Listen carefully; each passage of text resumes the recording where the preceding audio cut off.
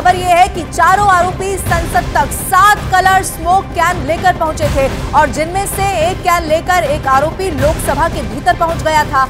आरोपियों ने 3 प्लान तैयार कर लिए थे। आरोपियों ने संसद में प्रदर्शन से पहले इंटरनेट पर संसद की सुरक्षा से जुड़े हुए पुराने वीडियो भी देखे थे। आरोपी ललित ने ही संसद के अंदर प्रदर्शन कर बड़ा संदेश देने का प्लान बनाया था। अब तक की पूछताछ में ललित झा खुद को पूरी साजिश का मास्टरमाइंड बता रहा है। ये बहुत बड़ा पर्दाफाश हो रहा है, एक के बाद एक खुलासे हो रहे हैं, चूंकि पूछताछ भी लगातार चल रही है।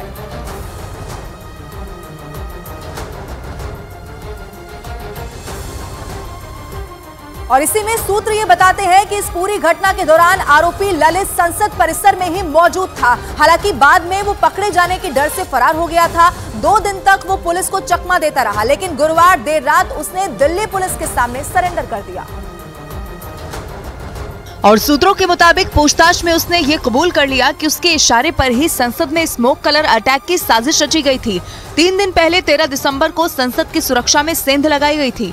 एक ही वक्त पर संसद के अंदर और बाहर ललित के साथियों ने बवाल कर दिया।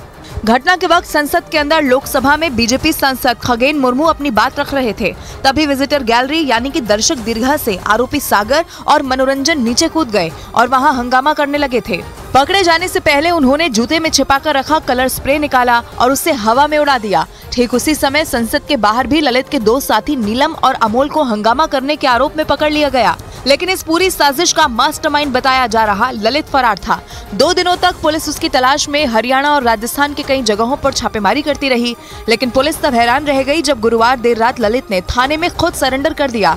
पुलिस सूत्रों के मुताबिक वो महेश नाम के अपने दोस्त के साथ पुलिस स्टेशन पहुंचा था और जहां पुलिस ने उसे गिरफ्तार कर लिया और फौरन पुलिस की एक टीम ने उससे पूछताछ भी यहां पर शुरू कर दी। दावा यह है कि पूछताछ में ललित ने संसद की सुरक्षा में सेंध लगाने से लेकर वहां से फरार होने तक का हर राज उगल दिया है।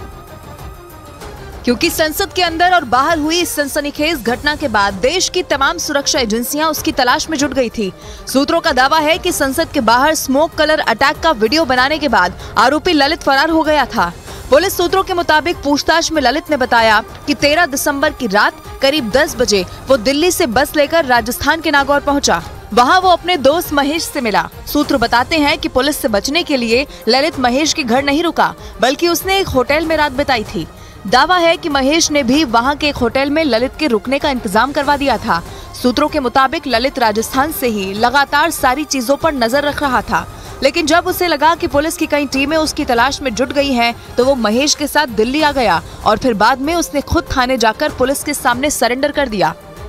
और संसद की सुरक्षा में हुई चूक मामले में गिरफ्तार आरोपियों से लगातार हो रही पूछताछ में नई साजिश का पर्दाफाश भी लगातार हो रहा है और इसी कड़ी में आरोपियों के प्लान बी का भी पता चल गया है। और विस्तार से आपको जानकारी देते हैं। 13 दिसंबर को चारों आरोपी संसद 7 कलर स्प्रे लेकर पहुंचे थे और जिसमें से एक कैन आरोपी लोकसभा के भीतर लेकर पहुंच गया था। इसके अलावा साजिश को अंजाम देने के लिए आरोपियों ने एक नहीं बल्कि 3 प्लान तैयार किए थे। आरोपियों ने वारदात से पहले इंटरनेट पर संसद की सुरक्षा से जुड़े हुए बाकायदा वीडियो भी देखे थे। आरोपियों ने कई युवाओं का ब्रेन वॉश करके अपने साथ भी जोड़ा था और उसके बाद इस तरीके से इस पूरी जो वारदात है उसे अंजाम दिया गया था। हालांकि अभी भी लगातार जो जांच पड़ताल है वो इस पूरे मामले को लेकर जारी है।